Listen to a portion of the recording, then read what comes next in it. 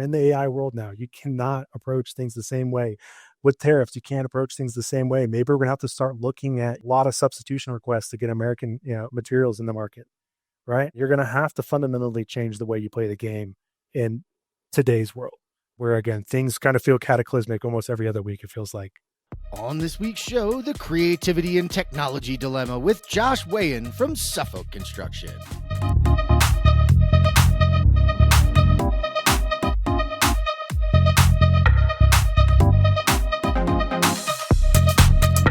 All right, Jonathan Marsh, Dork sitting down to do some ConTech Crew.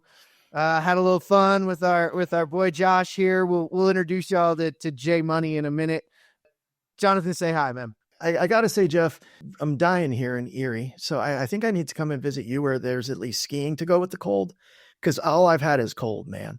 I just feel like I've had since Thanksgiving, man. It's been cold. Well, if you promise to bring the snow, you can come, because we had a big early year, but it has been dry, man. So had a little bit. So if you bring the snow and the cold, we'll show you what to do with it.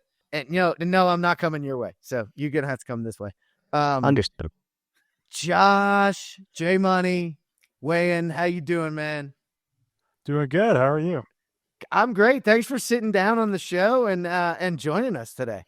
Yeah, thanks for having me. It's an absolute pleasure. But hey, guys, remember, we're back on YouTube. Check out youtube.com/@the ConTech Crew. Smash that subscribe button in honor of Tanis, who brought us Josh today. So couldn't be with us on the episode, but we miss you. We'll see you on the other side.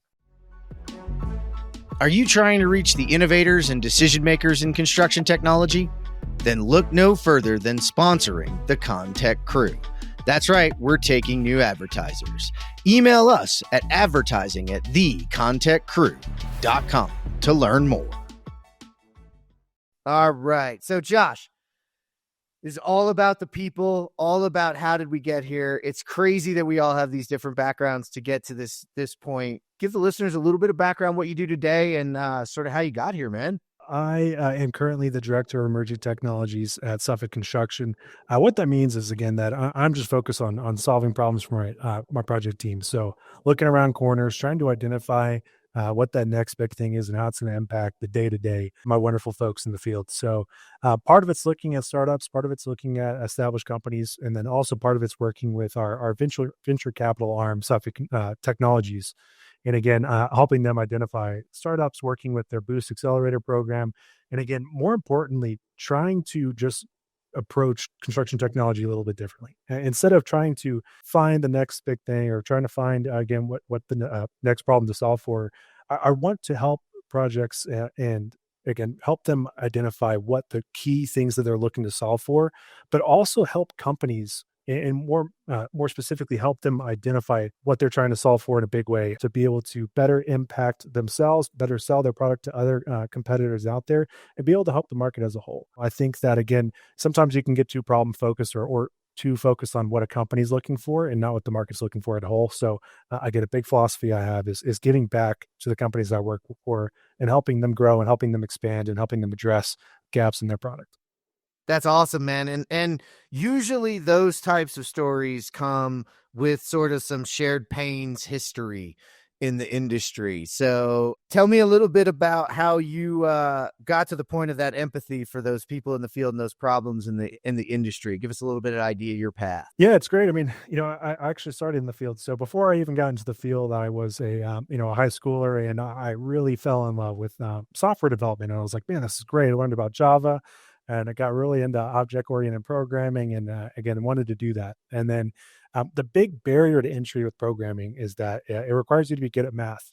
And so I quickly changed my career path and decided that instead I was going to do something like civil engineering, which would require less math. And you can start to see where my logic starts to fall off here, right? That does make a whole lot of sense. And so I was waiting tables one day at a little Mexican restaurant in North Dallas.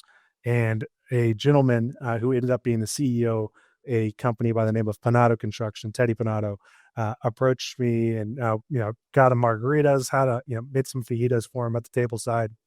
And he asked me what I wanted to do with my life. And I said I wanted to be a civil engineer. He laughed and told me no, and that he wants me to work in construction. And so that was the pivotal moment in my life. And so, interned for 6 months. I was working in tilt wall construction. That's what they specialize in, and fell in love with it. And I wanted to make that my path. And I asked, hey, what should I do with that? And they said, well, you first need to get a degree in construction science and management and then come on right back. So I got a degree at Texas State for construction science and management. And while I was doing that, I was interning everywhere I possibly could. So I had internships at Balfour Beatty, I had internships at Argos, two at Austin Commercial, and also was a facilities worker at Texas State. So I had a lot of exposure to the world. Again, while I was doing that at all these different companies, I started noticing that the same problems were existing. Things were still monotonous. Things were still dull, dirty, dangerous. And so when I finally, again, my senior year, I would just got invited to work 30 hours at Austin Commercial. And again, I was in that day to day. I'll be the first to admit I was kind of a hard employee to deal with because anytime someone asked me to do something, instead of just doing it, my status quo was to, what's the best way to do this, right? I still leaned back on that programming life that I lived. And instead of just trying to, again, do the same thing and do the clicks, I was like, there has to be a better way. So I started self-teaching myself a lot. And so the story I kind of lead with is that it started with me in Bluebeam and started tinkering around with all the tools. And anytime you've ever opened up Bluebeam, there's just menus upon menus, and you can get really lost. And you start looking, oh my gosh, you can start embedding JavaScript in these PDF files. That's crazy. And you start looking at documentation. I start teaching myself JavaScript, which is a painful language. I'm sure we're all aware. And you get in there and you try to find a better way to do it, and then you start getting addicted to that. Once I found a better way to make my submittals and my submittal workflows quicker, it started getting addictive. I'm like, man, what else can I start impacting now? And so that was my journey down that path. And eventually I started getting more ingrained with the technology that my company wanted us to use, and tried to find, again, ways that I could address, again, the day-to-day issues of a project engineer. Again, I started building up this reputation of a troublemaker in a lot of ways. Again, this tech forward troublemaker. And I will never forget that one day I was sitting at a very, very large project that I cannot talk about. And a vice president walked in and met with our BIM manager, who ended up leaving. And he calls me into his office and he says, congrats, you are now the VDC engineer. And I think, all of us would be the first to admit that just being tech forward does not mean that you're, again, BIM competent. That's a whole different skill set and a whole different array of skills, right? It was just outrageous. But like a good Texas boy, I said, yes, sir. And I spent every minute of my free moment of my life learning about them. It was YouTube videos. It was like Revit and Navisworks and AutoCAD and Civil 3D documentation. It was learning about drone deploy. It was, again, immersing myself. I'm not joking. Like lunch, nights, weekends, YouTube video is in front of me, and I'm learning about, again, data models and again how again 3D models and 4D and 5D and how they can apply. And what I started to realize is that there was so much depth. I know my first time ever seeing like a 5D model, I'm like, man, why don't we do this everywhere? And then you start to peel back those layers and you're like, oh my God, this is horrible. That's why we don't do it everywhere. Like the output's great. Everyone likes the output, but to get there, it's just a brutal, brutal slog.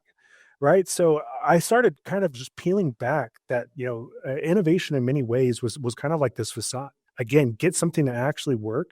You had to drive buy-in. And again, get people on board. Hey, here's why I need the latest and greatest schedule. Here's why I need the latest and greatest model. Again, here's why I need the latest and greatest estimate or something like that. The other thing I started doing while I was on this project was getting into low code, no code, and getting into things like Power Apps, Power Automate, Power BI, and started teaching myself. And I started to realize that there's so much unbelievably powerful information trapped within the BIM model. And so I started, again, really delving into the I in BIM, which I think is the most underutilized in BIM, understanding, again, the information trapped inside the model. So I started pulling SQL3 files of the actual model and then comparing that with, again, like a low code, no code app that I built to build out my own data model. So I inadvertently started teaching myself data. And at the same time, the coup de grace of, again, this story is whenever I decided to, again, find a way to automate a redundant task through the use of software. So again, there was at one point in time when I took the job, about 8 weeks of backlogged work. And it was all manual data entry. It was literally looking at a form and it was reading the numbers and it was typing them into Excel spreadsheets. So that way I could status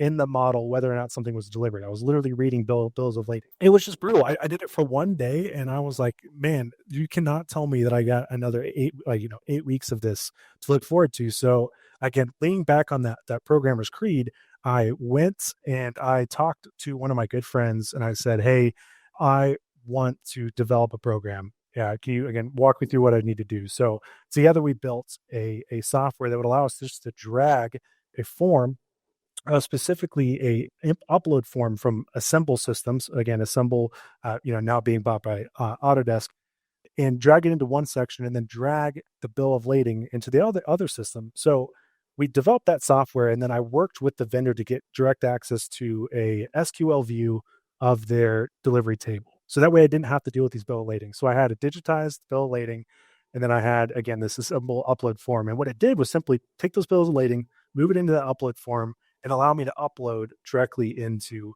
Assemble. And what that did was that it means that in one moment, I just automated 8 weeks worth of work and I was unbelievably ecstatic. And whenever that VP that talked to me earlier asked me about it, he didn't know how to respond. He's like, I've never in my ever heard anyone saying that they ran into an issue. So they just, got with the programmer, made a software to deal with it. And again, save 8 weeks worth of work. That he's just like, that's ludicrous. But what ended up happening was that I almost got fired because of that, right? I worked to build out an executable file and on a third-party software, in a third-party computer, bring it over to a first-party computer and run it, right? And so obviously that was dangerous. That was not good. So again, I really got this reputation of being a troublemaker, and again, candidly, almost got fired. And so as I started again looking at all these other softwares, I started running into a lot of issues where I wanted to do things, or from a permission standpoint, I didn't have the permission to do X, Y, and Z. Or again, I wanted to launch a software, but again, the company wouldn't let me, or something like that. And I started realizing that if I wanted to do the things that I wanted to do, and again, make not only this company I was working for great, but also again the folks in the field around me great, I needed to focus on how I could get create alignment and drive alignment with IT, because I viewed them as the barrier for me to be able to do all these things. Jeff, I know you're an IT guy. I'm sorry. Well, no, I just know that Jonathan and I have a similar history here. So like, I'm going to pause you for a second. I'll take the side here for a second. I'll just go to the side. And John, you can think through some of the things that he just went through. I will say, I love the Bluebeam tinkering is the first thing. I think we should do a story about this at some point, how many of us started with Bluebeam, because even I started with Bluebeam. Like, my first ever article was Bluebeam, a digital gateway drug, because like I thought it was a PDF editor, and then they gave me the free review, and then they were like, well, we'll give you 7 days where it'll do this. And I'm like, it'll do what? Ooh, I want that. Ooh, it'll do what? Oh, I want that. So you guys can go look it up. It's Jeff, actually still out there on LinkedIn. But John, you go, man. Yeah. So on the Bluebeam side, I figured out that your studio self-updated. So I had little Raspberry Pis as live dashboards. And I'm like, on every one of the down in the shop and out on the job site, I had a way to go live with them because Studio just happened to be live. And then my first video in Bluebeam, Josh, was how to lay out your Trimble points and load them into the Trimble with only a PDF and Bluebeam. That's what you're allowed, is a PDF and Bluebeam. And they didn't have all the tech that you have. It was a little handheld Nomad. So that was actually a trick. I love the fact that you started there. And you do have that beautiful path of, being honestly the tinker and the creative person that doesn't want to do things 2 or 3 times. I'm not as jumpy as you. Like, I usually do it once myself and then try to automate it, where you seem to go straight for automation. But I ran into the same problem as you, man. Like, I actually asked to be CTO at Spader because I needed to get authority over IT so that I could set up some sandboxes. And this is why Jeff is laughing, is we first met, I argued that IT needed kicked out or needed to be my vassal as the CTO. Like, I need to be able to control you because you're all too paranoid about having to do hard work. And yes, you're the troublemaker, but you're the troublemaker because you brought hard work to so many people that need to have solutions. I think that's the best troublemaker to have. But Jeff has forever messed with me about that idea that the CTO should control IT so that we can put construction tech in at a slightly faster rate.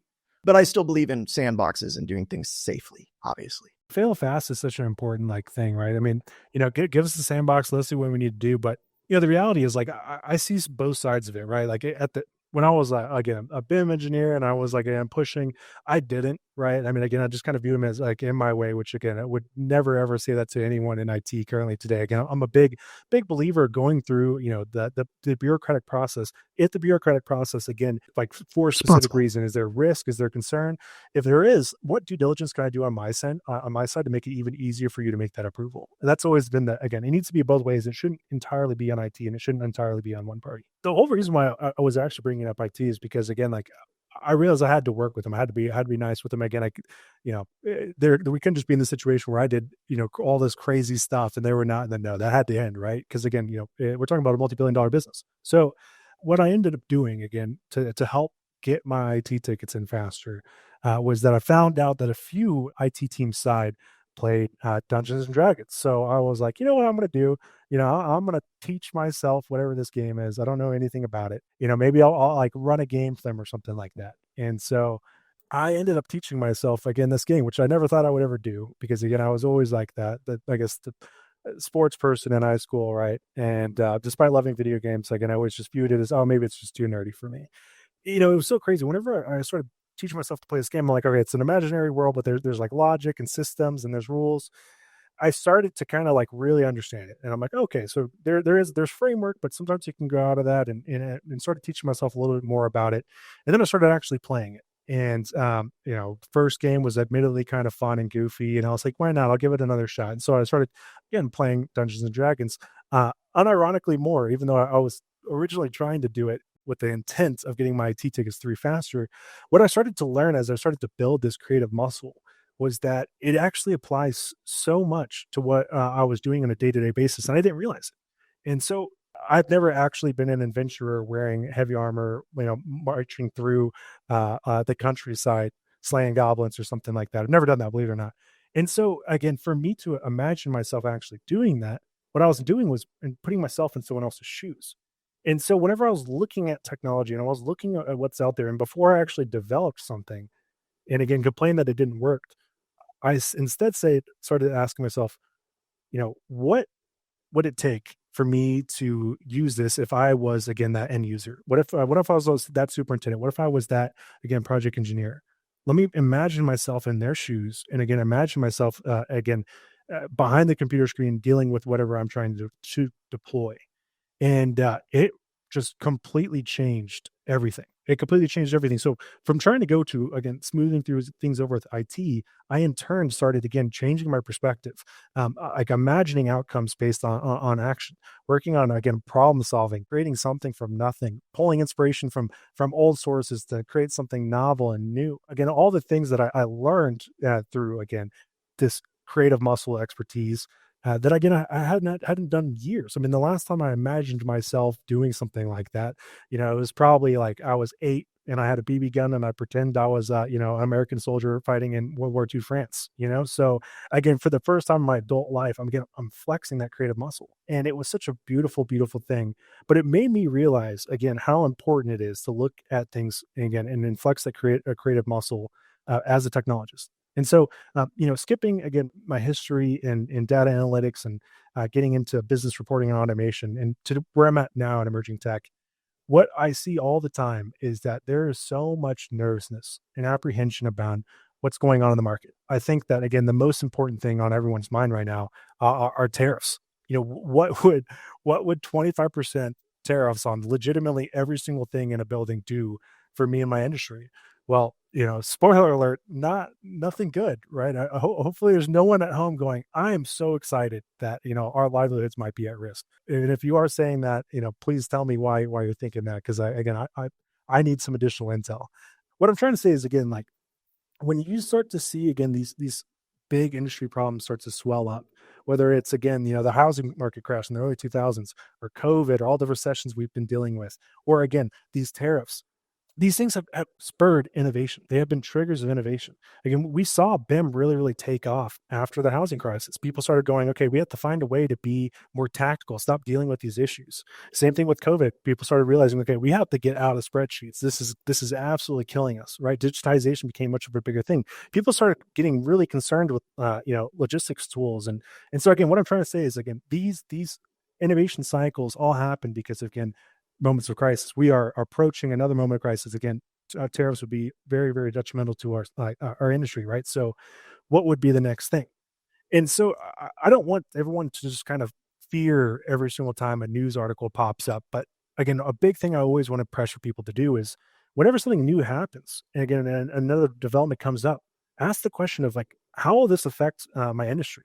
Again, imagine yourself in the future dealing with these types of things, and imagine yourself in those types of market conditions, rising costs, material issues, AI implications, and figure out how you're going to respond to that.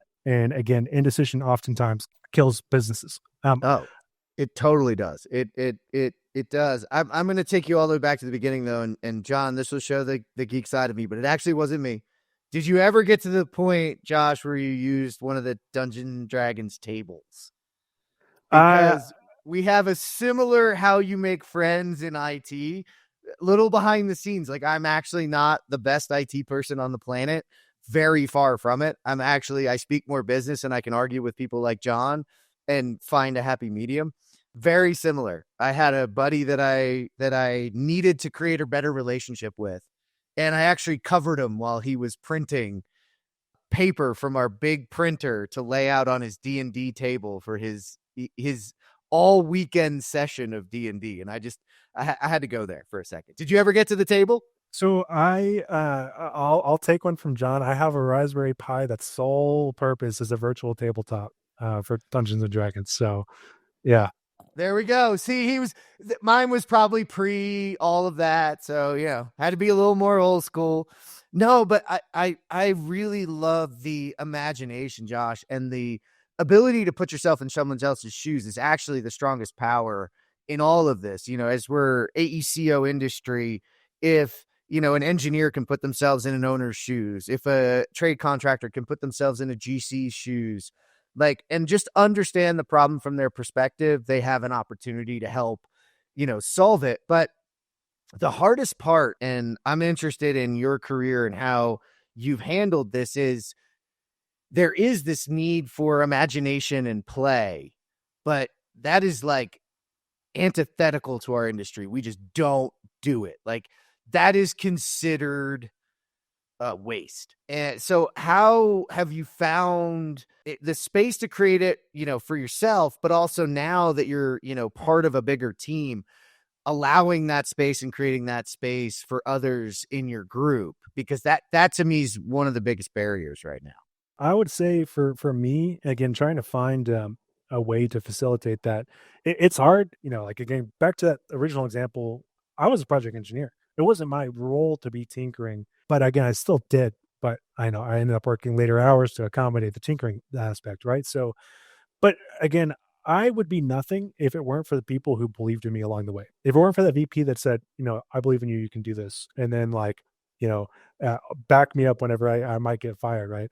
That is unbelievable, right? I mean, again, it's the people who believe in the other people that are, again, making things happen. And the reason why I say that is because, again, for me and my team, our whole role now is looking at software and tinkering and trying to find a better way to do things. But again, not every company has the luxury of being an ENR top 23 company.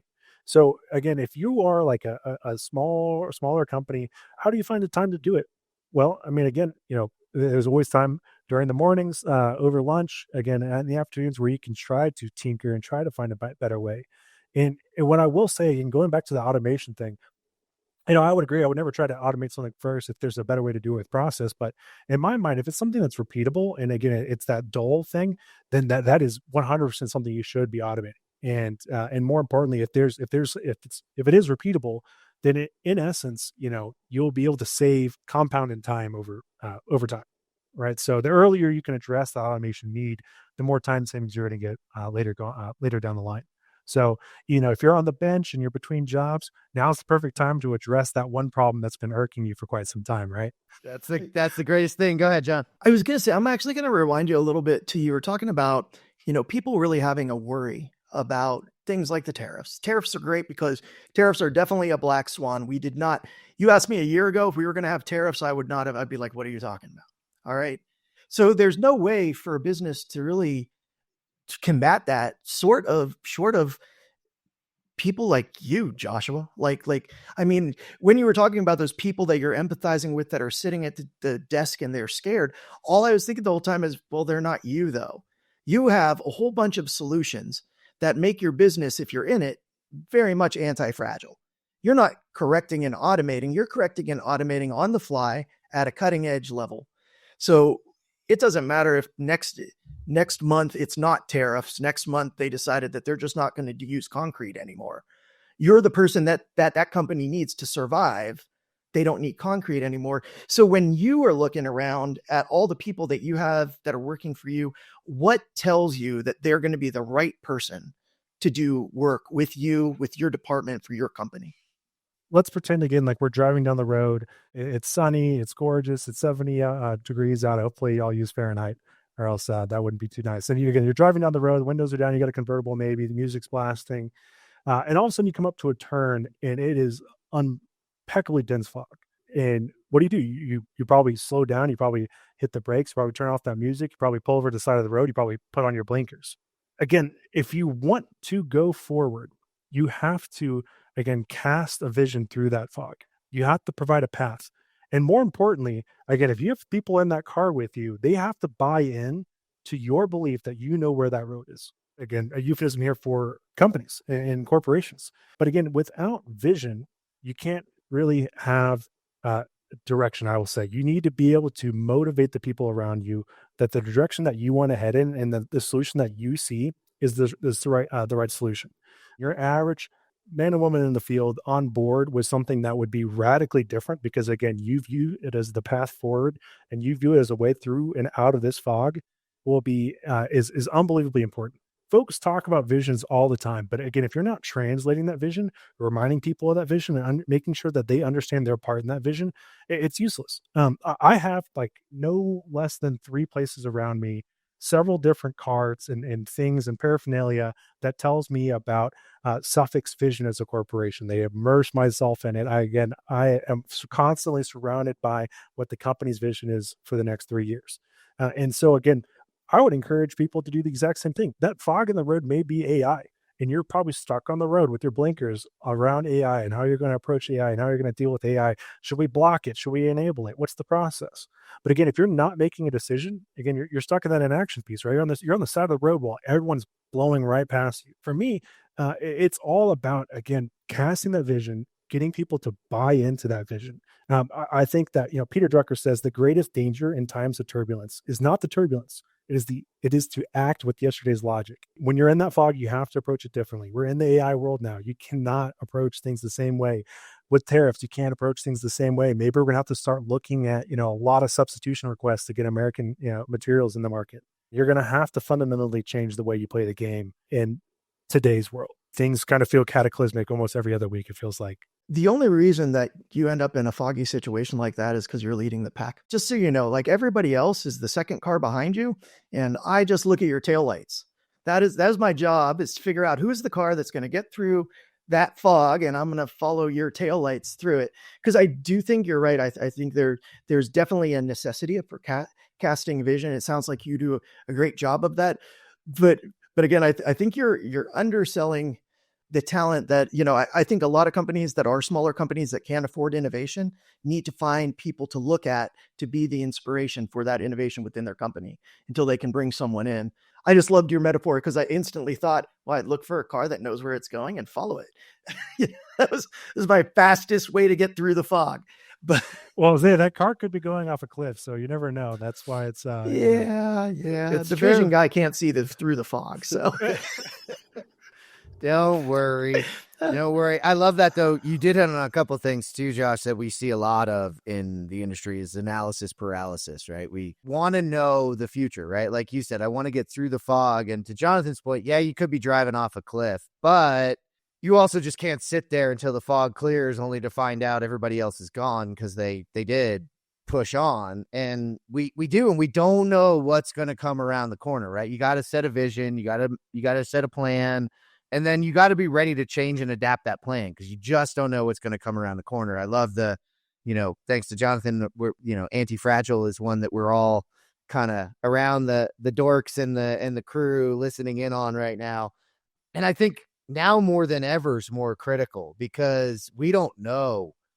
Tariffs is one thing. John, you hit concrete. Like, who knows what's going to happen with materials and material access and with shortages that we're going to see coming, whether it be people power or materials themselves, or just there's so much volatility.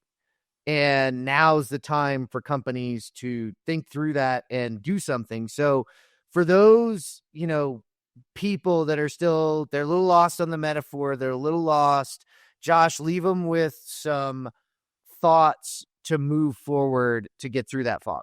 There are a few different ways, right? I would say one thing is like, you could, right, take the back seat and again, follow the lights of the person in front of you. But I will say is that again, for me, I don't want to like make it sound like I'm Ricky Bobby, but if all you do is follow number one, then you'll always be inherently number two. And so I don't think anyone actually actively wants to be number two. Sure, it's safe, but it's just not that fun, right? But the other thing, again, that's pretty important is that leadership's not a position. There's a book out there, The Leadership Challenge. They have done lots of polls on leadership and traits around leadership. They had said that in the out of all the leadership qualities that they look at, in the top 5 over the past 4 decades, inspiring and forward-looking were in the same top 5 year after year after year for the past 4 decades. What have we not experienced over the past 4 decades, if not rapid technology growth? And so what I would encourage folks to understand is that, I didn't get into a leadership position. People believed in me. And if you can continue to inspire and get people on board with whatever vision you're trying to cast, then you are inherently a leader. And so I want to draw a fine line between, again, being that tinkerer and being that person who's just trying to, have fun, messing with Gaussian splats or whatever it could possibly be, versus that person that's trying to get their company on board with whatever you're trying to do and your company on board with, again, what potential disruptions that you're tinkering with could provide. I feel like I see so many technologists kind of throw up their hands and they're like, well, I ran into a roadblock with IT or risk or legal. And, now I don't know where to go with this.